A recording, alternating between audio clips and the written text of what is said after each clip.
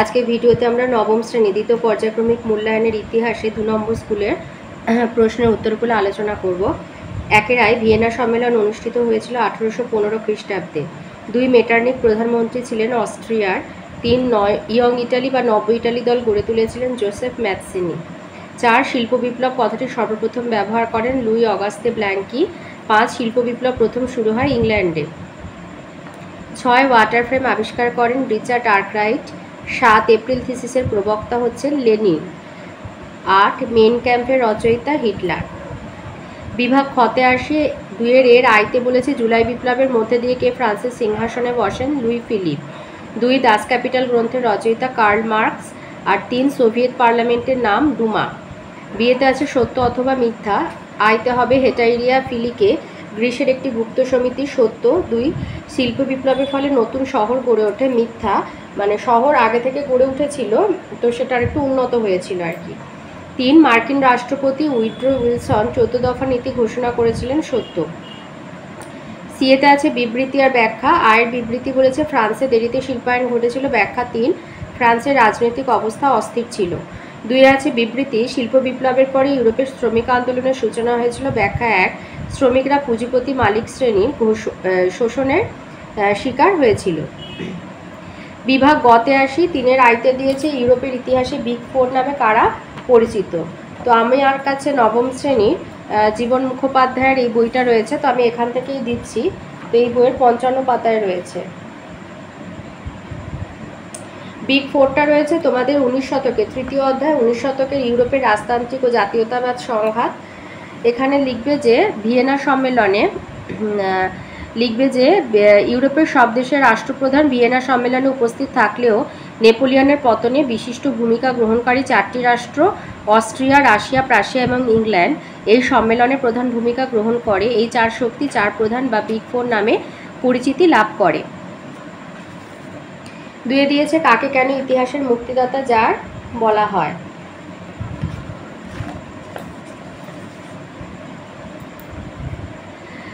লিখবে যে 1861 খ্রিস্টাব্দে 19 ফেব্রুয়ারি দ্বিতীয় আলেকজান্ডার, মুক্তিদাতা যার কাকে বলা হয়? দ্বিতীয় আলেকজান্ডারকে।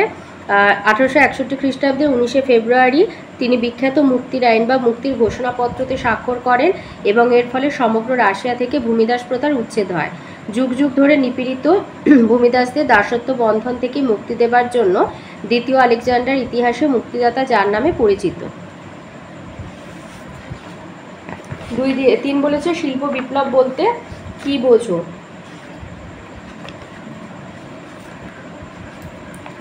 লিখবে অষ্টাদশ শতকের মধ্যভাগ থেকে শেষ ভাগের মধ্যে মূলত বহু বৈজ্ঞানিক যন্ত্রপাতির আবিষ্কার এবং উৎপাদন ক্ষেত্রে তা প্রয়োগের ফলে শিল্প উৎপাদনের পরিমাণ ও গুণগত মানের ক্ষেত্রে যে অভূতপূর্ব পরিবর্তন দেখা দেয় তা শিল্প বিপ্লব নামে খ্যাত। 4 দিয়েছে ঘেটো কি? আচ্ছা, এটার উত্তর হচ্ছে 2 নম্বরে। তো লিখবে যে একটি শহরে যে প্রান্তে বিভিন্ন কারণে সংখ্যালঘুরা বসবাস করে তাকে ঘেটো বলা হয়। এই ব্যবস্থা প্রথম সম্ভবত ইতালির ভেনিস শহরে চালু করা হয়েছিল ইহুদিদের জন্য। শহরের প্রান্তে এই স্থানে ইহুদিদের একঘরে করে রাখা হতো। প্রসারিত অর্থে ঘেটো শব্দটি এভাবে কোনো গোষ্ঠীকে আলাদা করে রাখার ব্যবস্থা সম্পর্কে প্রয়োগ করা হয়। আর গত শতকে আমেরিকা যুক্তরাষ্ট্রের বড় শহরগুলিতে আফ্রিকানদের জন্য যে অঞ্চল থাকতো তাকেও ঘেটো বলে উল্লেখ করা হতো। 5 দিয়েছে কোন মহাদেশকে এবং কেন অন্ধকারাচ্ছন্ন মহাদেশ বলা হয়? আফ্রিকাকে বলা হয় অন্ধকারাচ্ছন্ন মহাদেশ। লিখবে সমুদ্র পরিবেষ্টিত এবং সাপোৎসংকুল গহন অরণ্যমণ্ডিত আফ্রিকা এক বিচিত্র মহাদেশ।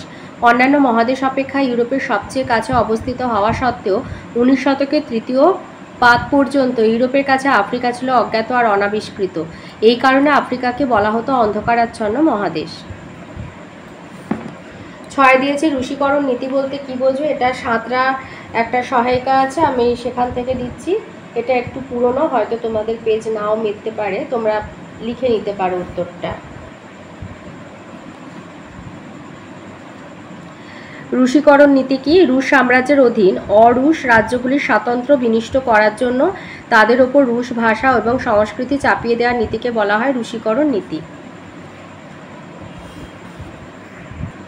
4 দাগে আসি। 4 আইতে বলেছে এমস টেলিগ্রাম কি? যে কোনো দুটো করতে হবে। 4 নম্বরের উত্তর লিখবে জার্মানির ঐক্যের জন্য ফ্রান্সের সঙ্গে প্রাশিয়ার যুদ্ধ অপরিহার্য ছিল। বিসমার্ক যুদ্ধের সুযোগ খুঁজতে থাকেন। এই সময় স্পেনের সিংহাসনের উত্তরাধিকারের প্রশ্ন নিয়ে এক গোলযোগের সূত্রপাত হয়। স্পেনবাসী প্রাশিয়ার হোহেনজোলার্ন বংশের প্রিন্স লিওপোল্ডকে স্পেনের রাজপদ গ্রহণের জন্য অনুরোধ করলে ফ্রান্সে ব্যাপক প্রতিক্রিয়ার সৃষ্টি হয়। ফরাসি সম্রাট তৃতীয় নেপোলিয়ন প্রাশিয়া রাজ প্রথম উইলিয়ামের কাছ থেকে এই মর্মে প্রতিশ্রুতি আদায় করতে চান যে হোহেনজোলার্ন বংশের কেউ কখনো স্পেনের সিংহাসনে বসবে না।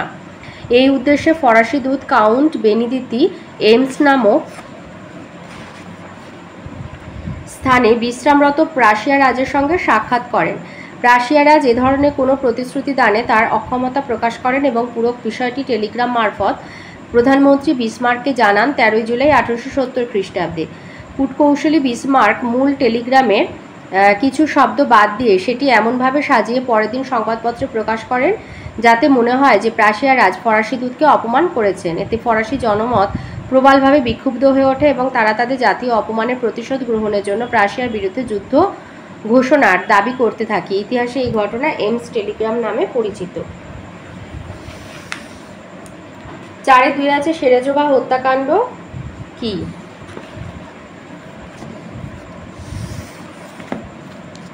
বলকান অঞ্চলে রাশিয়া এবং অস্ট্রিয়ার মধ্যে বিবাদ চলছিল। সেখানে অস্ট্রিয়ার প্রবেশ ঘটলে রাশিয়ার সঙ্গে তার বিবাদ দেখা দেয়। আবার অস্ট্রিয়া স্লাভ জাতি অধ্যুষিত বসনিয়া এবং হার্জেগোভিনা নামক রাজ্য দুটি গ্রাস করলে সর্বস্লাভ আন্দোলনের নেতা সার্বিয়ার সঙ্গে অস্ট্রিয়ার বিরোধ করে। স্লাভ রাষ্ট্র রাশিয়ার সার্বিয়াকে সমর্থন করে। সার্বিয়া জ্ঞাতসারে বিভিন্ন স্থানে পরাধীন স্লাভরা গুপ্ত সমিতি গঠন করে গুপ্ত হত্যার মাধ্যমে স্বাধীনতা অর্জনে প্রয়াসী হয়। অন্যদিকে জার্মানি সমর্থন করে অস্ট্রিয়াকে। এইভাবে বলকান জাতীয়তাবাদ, অস্ট্রো রাশিয়া এবং অস্ট্রো সার্বিয়ার বিবাদ বলকান অঞ্চলকে এক জ্বলন্ত অগ্নিকুণ্ডে পরিণত করে। এই অবস্থায় অস্ট্রিয়ার যুবরাজ আর্কডিউক ফ্রান্সিস ফার্দিনান্দ এবং তার পত্নী সোফিয়া বসনিয়ার রাজধানী সেরাজেভো শহরে এলে 1914 খ্রিস্টাব্দের 28 জুন স্লাভ সন্ত্রাসবাদী সংস্থা ব্ল্যাক হান্ট বা ইউনিয়ন অফ ডেথের সদস্য গ্যাভরিলো প্রিন্সিপ রাজপথের উপর প্রকাশ্য দিবালোকে গুলি করে তাদের হত্যা করে। এই ঘটনা সেরাজোভা হত্যাকাণ্ড নামে পরিচিত।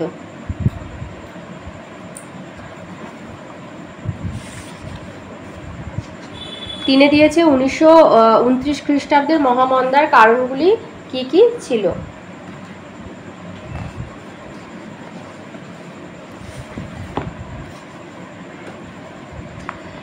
এই মহামন্দার জন্য নানান কারণকে দায়ী করা যায়। তো এখানে টোটাল কারণ আছে 5টা। এক হচ্ছে প্রথম বিশ্বযুদ্ধের সময় থেকে মার্কিন যুক্তরাষ্ট্র ইউরোপের বিভিন্ন দেশে ভোগ্যপণ্য, খাদ্যশস্য ও শিল্পদ্রব্য রপ্তানি করত। এই চাহিদার সঙ্গে তাল রেখে আমেরিকার খাদ্যশস্য ও শিল্পদ্রব্যের উৎপাদন বৃদ্ধি পায়। যুদ্ধ শেষে ইউরোপীয় দেশগুলি নিজ নিজ শিল্প আর খাদ্য উৎপাদনের উপর জোর দিলে আমেরিকার রপ্তানি বাণিজ্যে ঘাটতি দেখা দেয়। 2 হচ্ছে মার্কিন শিল্পপতিরা অতি লাভের আশায় উন্নত যন্ত্রপাতির সাহায্যে প্রচুর পণ্যাদি উৎপাদন করেছিলেন, কিন্তু তার সবটা দেশীয় বাজারে বিক্রি হতো না। এর ফলে বছরের পর বছর ধরে অবিকৃত পণ্যাদি দেশে জমতে থাকে। শিল্পপতিরা উৎপাদন কমিয়ে দেন। এর ফলে শ্রমিকের সংখ্যাও কমানো হয় এবং বহু শ্রমিক বেকার হয়ে পড়ে। 3 যুদ্ধ, ঋণ পরিশোধ এবং পণ্য বিক্রয় বাবদ ইউরোপ থেকে প্রচুর সোনা মার্কিন যুক্তরাষ্ট্রে পাঠাতে হতো। এর ফলে বিশ্বের বিভিন্ন দেশের সোনা মার্কিন ধনভাণ্ডারে জমা পড়ত। যারা মার্কিন মাল কিনত বা মার্কিন ঋণ পরিশোধ করত তাদের স্বর্ণভাণ্ডার ক্রমে শূন্য হয়ে যায়। তারা নতুন করে মার্কিন পণ্য ক্রয় বা ঋণ পরিশোধে অক্ষম হয়ে পড়ে। এর ফলে মার্কিন পণ্যের বিক্রিও বন্ধ হয়ে যায়। তাদের পণ্যাদি গুদামে পচতে থাকে। এছাড়া মন্দা দেখা দিলে বিভিন্ন দেশ থেকে তাদের যেটুকু সোনা আছে তা বাঁচাবার জন্য শুল্ক প্রাচীর তুলে আমদানি বন্ধ করার চেষ্টা করলে আন্তর্জাতিক বাজারে ভয়াবহ মন্দা দেখা দেয়। 3 হচ্ছে তেজিভারের সময় শিল্পপতিদের লাভ ছিল 72%, কিন্তু শ্রমিকদের মজুরি বাড়ে মাত্র 8%। শিল্প প্রতিষ্ঠানগুলি পণ্যমূল্য হ্রাস করেনি বা শ্রমিকদের মজুরিও আশানুরূপ বৃদ্ধি করেনি। এর ফলে অবিকৃত পণ্যের পাহাড় জমতে থাকে, অথচ লক্ষ লক্ষ মার্কিনীর অনেক প্রয়োজনীয় ভোগ্যপণ্য ছিল না। শ্রমিকদের মজুরি বৃদ্ধি এবং পণ্যমূল্য হ্রাস করে অনায়াসেই বাজারে তেজিভাব ধরে রাখা যেত। 5 হচ্ছে নিজ দেশের শিল্পগুলিকে রক্ষার উদ্দেশ্যে পণ্যমূল্য হ্রাস করে অনায়াসেই বাজারের রক্ষার উদ্দেশ্যে মার্কিন যুক্তরাষ্ট্র বিদেশি পণ্যের আমদানির ওপর অতিরিক্ত হারে শুল্ক আরোপ করে। অনুরূপভাবে বহু ইউরোপীয় রাষ্ট্র আমেরিকান পণ্যের ওপর উচ্চ হারে আমদানি শুল্ক আরোপ করে। এর ফলে মার্কিনী পণ্যের বিক্রি বন্ধ হয়। 5-এর আয়তে আছে ক্রিমিয়ার যুদ্ধের ফলাফল সম্পর্কে আলোচনা করো। ক্রিমিয়ার যুদ্ধের ফলাফল সম্পর্কে আলোচনা করো, এটা 8 নম্বরের প্রশ্ন। ক্রিমিয়া যুদ্ধের গুরুত্ব আর ফলাফল নিয়ে ঐতিহাসিক মহল দ্বিধাবিভক্ত ছিল। কোনো ঐতিহাসিক এই যুদ্ধকে অনাবশ্যক যুদ্ধ বলে আখ্যা দিয়েছেন, আবার কেউ কেউ এই যুদ্ধের আবশ্যিকতাকে অস্বীকার করেননি। ফরাসি ঐতিহাসিক ও মন্ত্রী থিয়ার্স ক্রিমিয়ার যুদ্ধকে অভিহিত করেছেন এইভাবে যে গ্রোটো গির্জার চাবিকাঠি নিয়ে হীনমনোবৃত্তি সম্পন্ন যাজকদের মধ্যে দ্বন্দ্বপ্রসূত যুদ্ধ। অপরদিকে ঐতিহাসিক গ্রান্ট ও টেম্পারলি এই যুদ্ধকে ইউরোপের ইতিহাসে এক বিশেষ যুদ্ধ আখ্যা দিয়েছেন। অধ্যাপক A.J.P. টেলর মনে করেন পারস্পরিক আগ্রাসন নয়, পারস্পরিক সন্দেহ থেকে যুদ্ধের সূত্রপাত, যদিও এটি অনাবশ্যক যুদ্ধ নয়। ক্রিমিয়া যুদ্ধের ফলাফলকে প্রত্যক্ষ আর পরোক্ষ দুটি ভাগে ভাগ করা যায়। প্রত্যক্ষ ফলাফল: এক হচ্ছে এই যুদ্ধের দ্বারা বলকান অঞ্চল আর কৃষ্ণসাগরে রুশ অগ্রগতি বাধাপ্রাপ্ত হয়। রাশিয়া তুরস্কে যেসব অঞ্চল দখল করেছিল তুরস্ক সেগুলি ফেরত পায়। 2 হচ্ছে তুরস্ক ইউরোপীয় শক্তি সমবায়ের সদস্যপদ লাভ করে। শক্তি সমবায় তুরস্কের অখণ্ডতা রক্ষার প্রতিশ্রুতি দেয়। শক্তি সমবায়ভুক্ত ইউরোপীয় আধুনিক রাষ্ট্রগুলির সংস্পর্শে এসে তুরস্ক আধুনিক সংস্কারের মাধ্যমে পুনরুজ্জীবনের সুযোগ পায়। 3 ফরাসি সম্রাট তৃতীয় নেপোলিয়ান যুদ্ধে গুরুত্বপূর্ণ ভূমিকা পালন করেন। একই সঙ্গে তাঁর এবং ফ্রান্সের আন্তর্জাতিক মর্যাদা বৃদ্ধি করতে সক্ষম হন তিনি। পরোক্ষ ফলাফল: ক্রিমিয়া যুদ্ধের পরোক্ষ ফলাফল ছিল অধিকতর গুরুত্বপূর্ণ। লর্ড ক্রোমার এই যুদ্ধকে ওয়াটারশেড অফ ইউরোপিয়ান হিস্ট্রি অর্থাৎ ইউরোপীয় ইতিহাসের জলবিভাজিকা আখ্যা দিয়েছেন। জলবিভাজিকা বা ঝর্ণা জলধারার মতো ক্রিমিয়া যুদ্ধ ইতিহাসের গতি প্রকৃতিকে নানাভাবে প্রভাবিত করেছিল। এক হচ্ছে ইউরোপের সাম্রাজ্য বিস্তার নীতি প্রতিহত হওয়ায় রাশিয়ার মধ্য এশিয়ায় সেই নীতি অনুসরণ করে। এর ফলে ভারতে ব্রিটিশ সাম্রাজ্যের নিরাপত্তা বিঘ্নিত হয়। 2 ক্রিমিয়া যুদ্ধে রাশিয়ার পরাজয়ের ফলে জারতন্ত্রের দুর্বলতা প্রকট হয়ে পড়ে। এই যুদ্ধের পর থেকেই রুশ জনগণ জার বিরোধী আন্দোলনে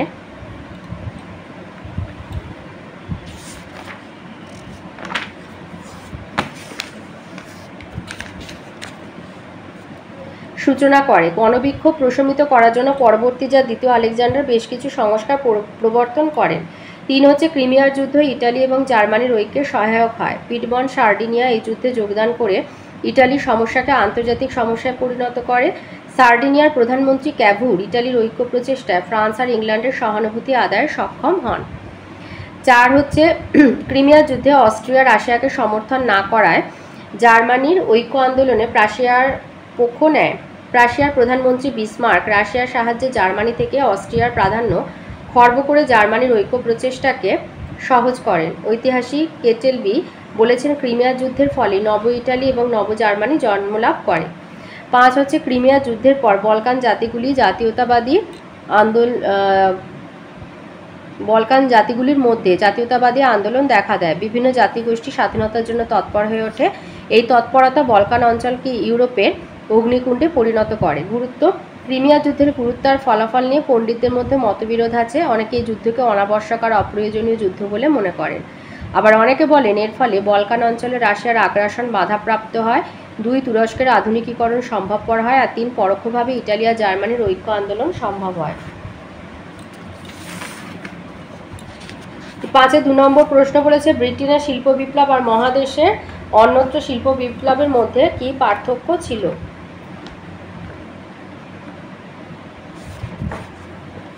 এটা রায়মার্টিনের 192 রয়েছে। আর রায়মার্টিনটা এবছরের রায়মার্টিন, তাই পেজের কোনো গণ্ডগোল আশা করি হবে না। আচ্ছা, ভূমিকা হচ্ছে অষ্টাদশ শতকের দ্বিতীয়ার্ধে ইংল্যান্ডের সর্বপ্রথম শিল্প বিপ্লবের সূচনা হয়েছিল।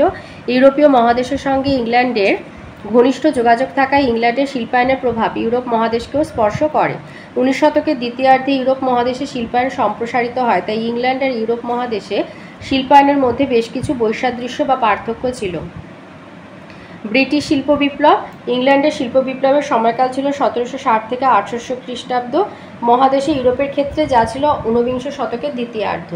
প্রাকৃতিক দিক থেকে ব্রিটেনের আবহাওয়ার ভৌগোলিক পরিবেশ ছিল শিল্প বিপ্লবের অনুকূল, আর ইউরোপের বিভিন্ন দেশের ভৌগোলিক পরিবেশ ব্রিটেনের মতো শিল্পের অনুকূল ছিল না।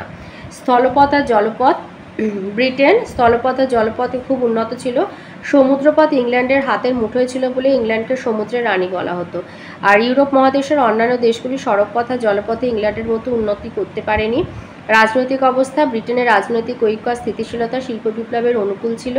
মহাদেশের অধিকাংশ দেশে ঐক্যের অভাব ছিল। ফ্রান্সে বিপ্লবজনিত অস্থিরতা এবং ইটালি আর জার্মানির রাজনৈতিক অনৈক্য এক্ষেত্রে উল্লেখযোগ্য। দুটি দেশেই অনেক ছোট ছোট রাজ্যে বিভক্ত ছিল। উদ্যোগ আর বৈজ্ঞানিক আবিষ্কার, ইংল্যান্ডের শিল্প বিপ্লব মূলত বেসরকারি উদ্যোগেই পরিচালিত হয়েছিল।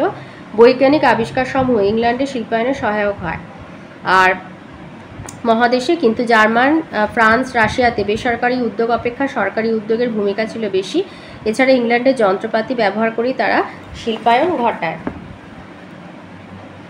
মানসিকতা, ব্রিটেনের আর্থসামাজিক স্থিতি আর ব্রিটিশদের মানসিকতা শিল্প বিপ্লবের অনুকূল ছিল। মহাদেশের ক্ষেত্রে অন্যান্য দেশের জনগণের মানসিকতা ছিল বিপরীত। তাদের অভিজাত্য ছিল জমিকেন্দ্রিক। তারা শিল্প আর বাণিজ্যকে অমর্যাদাকর বলে মনে করত। 7 নম্বর পয়েন্ট হচ্ছে ব্রিটেনের ঔপনিবেশিক বাণিজ্য উৎপাদিত সামগ্রীর বিক্রির বাজার তৈরি করেছিল, আর মহাদেশের অন্যান্য দেশে উৎপাদিত সামগ্রীর বিক্রির বাজার ছিল সংকুচিত। অর্থনৈতিক সুবিধা, ব্রিটেনের অর্থনীতি ছিল ইউরোপের অন্যান্য দেশের অর্থনীতি থেকে উন্নত আর স্বতন্ত্র। ঔপনিবেশিক অর্থনীতি ইংল্যান্ডের অর্থনীতিকে সমৃদ্ধি করেছিল। আর মহাদেশের বেশিরভাগ দেশের অর্থনীতি ছিল কৃষি নির্ভর।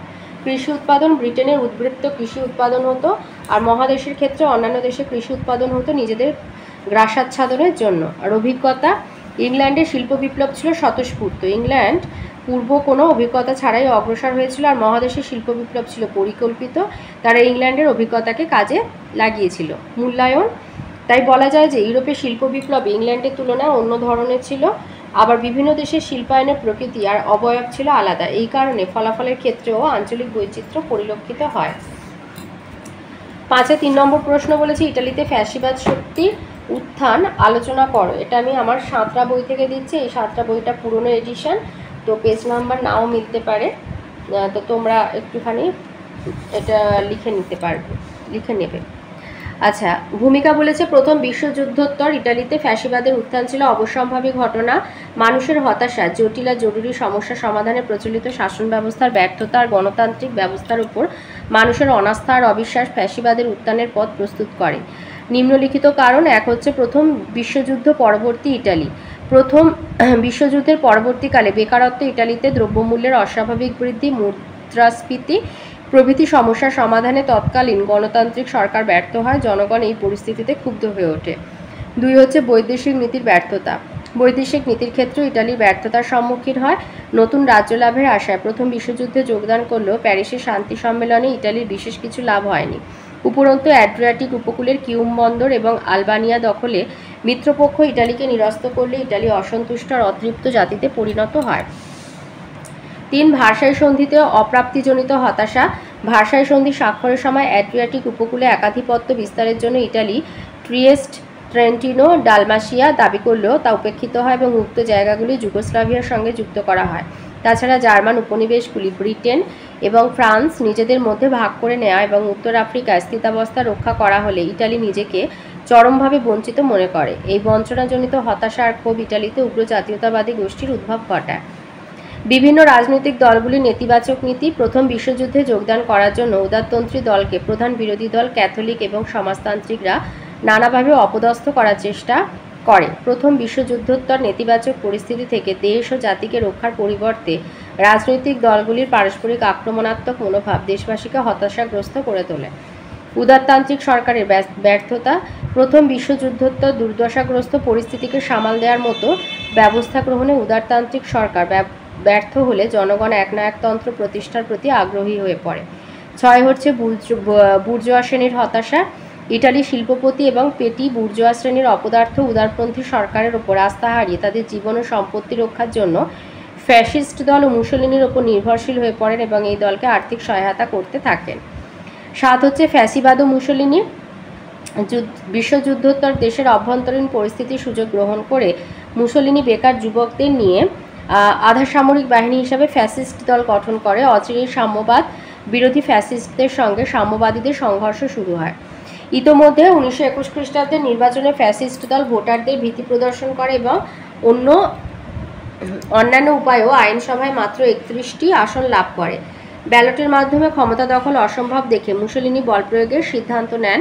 তিনি দাবি করেন, ইতিহাসের সন্ধিক্ষণে বল প্রয়োগ দ্বারা ইতিহাসের গতি নির্ধারিত হতে দেখা যায় ইটালিতে সেই সময় আসন্ন। মুসোলিনির আহ্বানে সাড়া দিয়ে হাজার হাজার সশস্ত্র ফ্যাসিস্ট স্বেচ্ছাসেবক রাজধানী রোমে ঢুকে পড়লে ইটালির রাজা তৃতীয় ভিক্টর ইমানুয়েল ভীত হয়ে পড়েন। তিনি ক্ষমতাসীন মন্ত্রিসভাকে বাতিল ঘোষণা করে মুসোলিনিকে নতুন প্রধানমন্ত্রী পদে নিযুক্ত করেন 1922 খ্রিস্টাব্দে 30শে অক্টোবর। এইভাবে মুসোলিনির নেতৃত্বে ইটালিতে ফ্যাসিবাদের উত্থান সম্পূর্ণতা লাভ করে। তো এই ছিল আজকের আমাদের নবম শ্রেণী দ্বিতীয় পর্যায়ক্রমিক মূল্যায়নের ইতিহাসে 2 নম্বর স্কুলের প্রশ্নের উত্তরগুলো।